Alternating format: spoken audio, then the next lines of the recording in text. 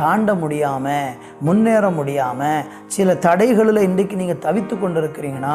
உங்கள் வாழ்க்கையை கொஞ்சம் ஆராய்ந்து பார்க்க வேண்டியது அவசியமாக இருக்கிறது. தேவ சமூகத்தில் ஜெபம் பண்ணி கேளுங்க, ஆண்டவரே என்னெல்லாமோ பண்ணி பார்த்துட்டேன், என் தடை மாற மாட்டேங்குது, போராட்டம் நீங்க மாட்டேங்குது, வியாதி குணமாக மாட்டேங்குது, தொடர்ந்து சில பிரச்சனை வந்து கொண்டே இருக்கிறது, எனக்கு என்ன காரணம்னே புரியலை, இதை நான் வெறும் சாத்தானுடைய போராட்டம்னே இத்தனை காலம் எண்ணிக்கொண்டு போயிட்டேன், இல்லை எனக்குள்ள எங்கேயோ குறை இருக்கிறது,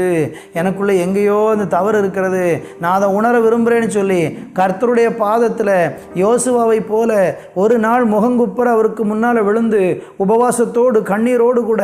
ஜெபிப்பாயானால் அன்பு தேவனுடைய பிள்ளையே, கர்த்தர் உனக்கு இன்றைக்கு தீர்க்க தரிசனமாக உன்னை உணர்த்தும்படியாக இந்த வார்த்தையை சொல்றாரு. உன் தடையை கர்த்தர் உடைத்து போட்டு